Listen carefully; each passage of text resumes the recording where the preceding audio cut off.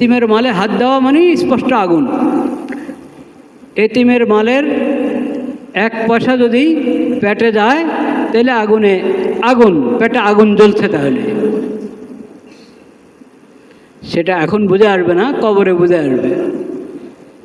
এখন তো মনে হয় যেন খেলাম ভালোভাবে, কিন্তু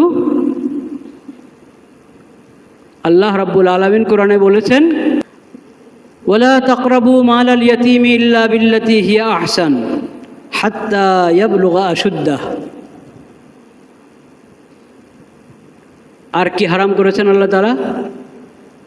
এতিমের সম্পদ। এতিমের সম্পদ নষ্ট করবে না। এতিমের সম্পদ তো তোমার হাতে আমানত, এটা যত্ন করে রাখবে, তার জন্য তার কাজে খরচ হবে, অপচয় যাতে না হয়, অপব্যয় না হয়। আর অন্য কেউ এখান থেকে নিয়ে যাবে, খেয়ে ফেলবে, খরচ করে ফেলবে, এটা তো একেবারে হারাম। এতিমের মালে হাত দেওয়া মানেই স্পষ্ট আগুন। এতিমের মালের এক পয়সা যদি পেটে যায় তাহলে আগুন পেটে আগুন জ্বলছে। তাহলে সেটা এখন বুঝে আসবে না, কবরে বুঝে আসবে। এখন তো মনে হয় যেন খেলাম ভালোভাবে, কিন্তু আল্লাহ রাব্বুল আলামিন কোরআনে বলেছেন, এতিমের মাল তুমি খাচ্ছ, ভক্ষণ করছ, এর মানে তোমার পেটে তুমি আগুন ঢুকাচ্ছ।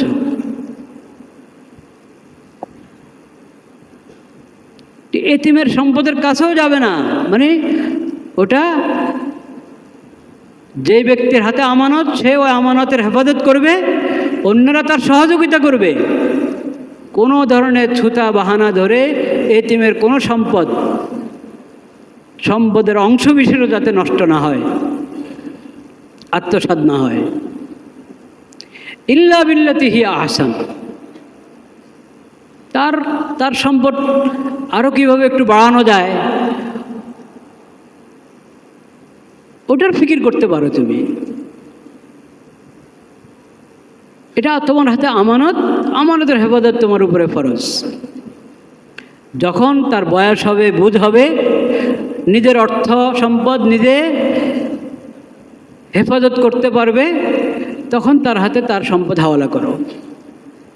এর আগ পর্যন্ত যে অভিভাবক, ওই এতিমের যে অভিভাবক, তার হাতে এটা আমানত। ওয়া আউফুল কাইলা ওয়াল মিজানা বিল কিসত। আল্লাহ তাআলা